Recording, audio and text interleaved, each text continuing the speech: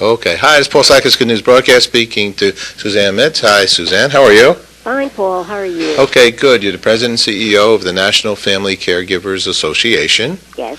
Okay, and that helps to educate, supports, empowers, and speaks up for more than 50 million Americans who care for loved ones in chronic illness or disability or the fatalities of old age and young age, I imagine, as well. Tell us about the organization. Well, NFCA is the nation's caregivers organization. We reach out across the entire lifespan and across all disease states to focus on the common issues of family caregiving. And because NFCA is an organization that was started by family caregivers and is led by people with direct experience, we are able to provide an authentic voice that family caregivers understand and the media and policymakers understand as well. And that is a key part of who we are. Our work fits into three basic categories: education, community, and advocacy. Sounds good. Here, I love this here. Core caring everyday messages are: believe in yourself, protect your health, reach out for help, speak up for your rights. Okay? Exactly. It's interesting. Well, everything we do, all of the communications, all of the educational materials address one or more of these issues in multiple ways. And we have found that family caregivers who tend to practice this are more confident, more capable, more likely not to be isolated, and to feel empowered. Tell us what a caregiver is. Who is a caregiver? What would you say is a person that is considered a caregiver? Well, a family caregiver, and family is used in the broadest of terms. It really means a relationship that is, bound by emotional commitment. It's not just based on, marriage. And so a family caregiver is a person who is caring for somebody who has Alzheimer's, has MS, has a traumatic brain injury, is, born with spina bifida. And so it's anyone who needs care over the long term. Obviously, if mom broke her hip, and she's going to have to rehab for 6 weeks, during those 6 weeks, somebody is helping to provide care, but then it's over. In caregiving, the word cure does not fit into our dictionary. It's part of our dreams, but it's not part of our everyday existence. Okay. Now, if someone is a caregiver for a friend, you consider them a caregiver? Yes, that fits under our umbrella of family, absolutely. Okay, beautiful.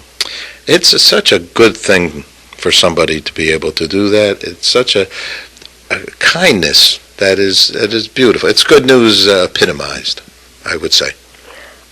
But it is also extremely difficult for family caregivers because our society and our healthcare system is not set up to support what I call caregiving families, both the patient and the family caregiver. So everything is a struggle. Everything is frustrating. There are, costs involved that become dire for many people. Studies have shown that family caregivers are more likely to get sick than the general population. We age prematurely. There are lots of negative impacts. Now, that doesn't take away from the fact that, most people who are family caregivers do it willingly and, are glad to be able to help the person they care about. And in some cases, people get closer. But it has such a negative impact on the health and well-being of family caregivers that we have to change things. So how could we, and I'm actually going to next couple of days be taking off to take care of someone who in need has to go for some medical attention, surgery-ish, and, they need help, and family related, and now I'm thinking about what you're saying. I mean, I do, most people, as you say, do it because it's just the right thing to do, right? And, but are you saying that there's ways that maybe, as you're speaking about it, I mean, people could lose salaries for a couple of days. They could possibly even be let go from their work if people weren't particularly happy about it. Right, or people retire early, or they'll go part-time, or they'll turn down promotions because it requires more traveling.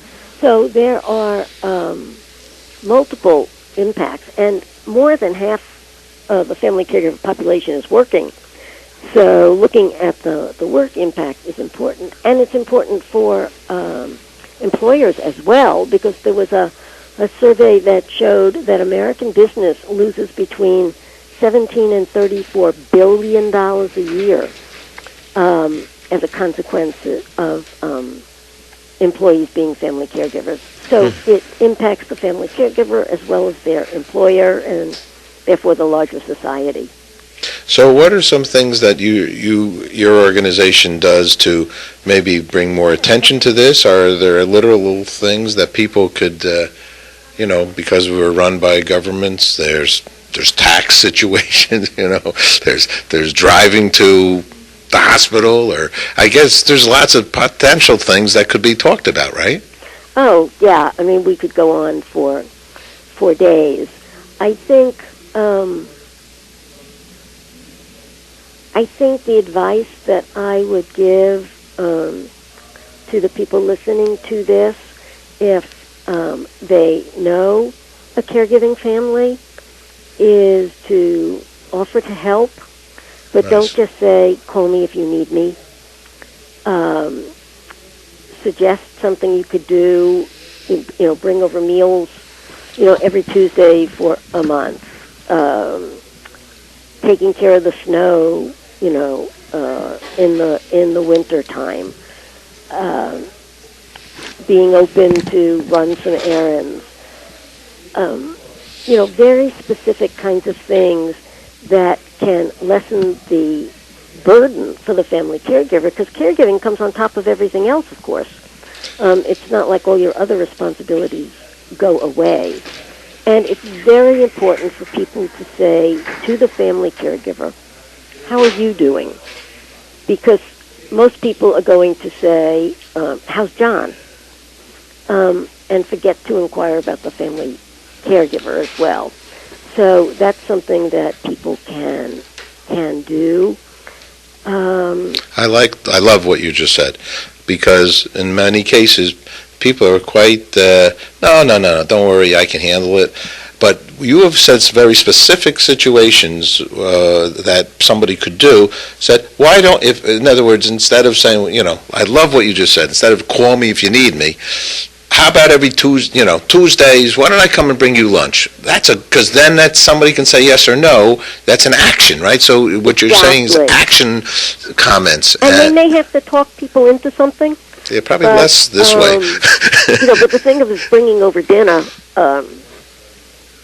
they're not going to tell you to take it back, So people may be able to help even if the family caregiver seems somewhat reticent. Well, those are great suggestions. I'm coming over. Sometimes the whole dynamic between first the person getting the caregiving, right, and a caregiver, that's one dynamic, right? Not every, we've all had, family members who don't want help. I don't need help. I can do it all by myself, right? Right. It's all right. No problem. Don't worry about it. Meanwhile, they're in bed, and they can hardly get up to get food, right? Mm-hmm. But they're, no problem. So now you finally have work them over to the point that they'll allow you to come over, okay? And they accept you, and then, eventually, boy, it's really been nice. Nobody wants to be a bother, I guess. Is that it? A lot of people don't want to be a bother, and they think that's a bother to somebody else? No, I don't think that's it. I think people are often reticent to talk about the private side of their life and the difficulties they are going through. And, and there's that streak of independence in the American personality.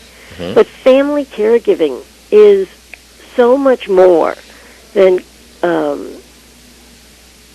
is meant by the commandment, honor thy father and their mother.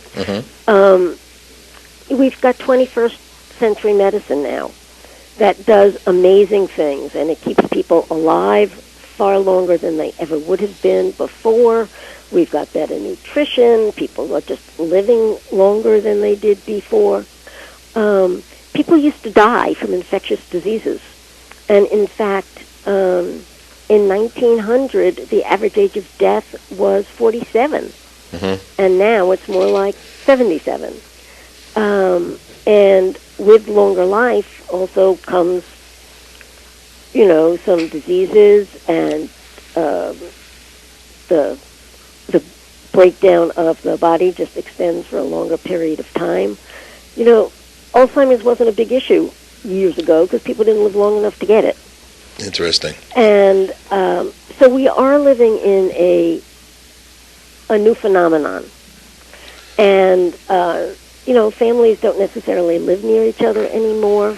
Women are working. So all of these things combined have made family caregiving something that goes beyond an individual family. I just got interviewed off the phone with Doris Roberts, who's Everybody Loves Raymond's mom, Mary Barone, and has been in a million movies and shows, and she's, close to 80, I guess. And she's worked very hard on discrimination for seniors in the world of entertainment. And we had this long talk about, she said every Nobel Prize winner has been over 50 years old. And the fact, we did another show with Dr. Ronald Kaplan about, the average, and with just the statistics, everybody, in 30 or so years, maybe, women are supposed to live to 129 and men 120. Oh, really? I haven't heard that. I guess that 2050, I have that statistic by the census, 2050. So 2050, the time is going fast here. It's not that long from now, actually. No, even. Not really. So in 40 years, are we saying that, the average age is going to increase by almost 40 years itself? No, I don't think it's... that won't be the average. It just means that there will be a reasonable number of people who attain that age. Right, centurions are how it would go. Are going to be here. They're going to be playing baseball. Yeah, right. And in all the ads that we see for retirement communities, you see, people with gray hair, but they're, looking really healthy, and, it implies the golden years. Right. But sooner or later, the rust years do enter into the situation. And we all have to live through that. Right. And again, caregiving isn't only about the elderly. It's about a child with Down syndrome, right, who these days is living, almost a normal lifespan. It's about the teenager who was in a car accident, or the soldiers who are coming back from Iraq and Afghanistan, missing limbs, and with post-traumatic stress disorder, and all of these situations are caregiving situations. Well, you guys are doing good. In fact, you are doing so well, actually, that I guess President Obama and others have declared November as National Caregivers Month. Is that right? Yes, National Family Caregivers Month. we've been promoting a time of awareness since 1994, and since maybe 96 or so, we've been getting presidential proclamations. But this year, what was really interesting is that the president talked about policy, which hasn't happened in a proclamation before, and he was talking about work-life issues. And then the Assistant Secretary for Aging also put out a statement this year about Family Caregivers Month and communities coming together to help. And so, I mean, that's a big statement when the government recognizes the needs and issues of family caregivers. Okay, well, we're very happy to get this moment. Let's make this one of the first of many interviews with you and about the good things. You also have a volunteer network, right? People can go to your website. What's the name of your website? Well, if you hadn't asked, I was going to tell you anyway. It's thefamilycaregiver.org. Okay, and on there you can see volunteer network, ways to donate to the organization. That would be nice. Okay. We are a charitable organization. That's right. You have some corporate partners, which is beautiful as well. Yes. And so what we find, the forums are very popular. Okay. And certainly people seek out resources and like to read more about family caregiving and see themselves in it so they know they're not alone. We have a great story project. We announced a forum that you had the end of last week, right? I believe it was, on our Good News, and hopefully that went well for you. Let me ask one other last question here. And that one was on bad reactions to medications, right? 100,000 right. deaths a year. It was a national, teleclass and webinar that we hosted as part of our Family Caregivers Month activities, and it was titled "Safe and Sound: How to Prevent Medication Mishaps."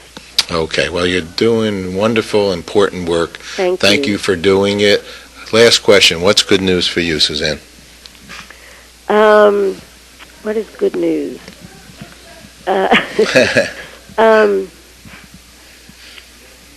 Well, it's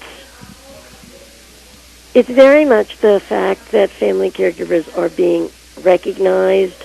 Good news will be healthcare reform that provides better care to the chronically ill, because that will make a huge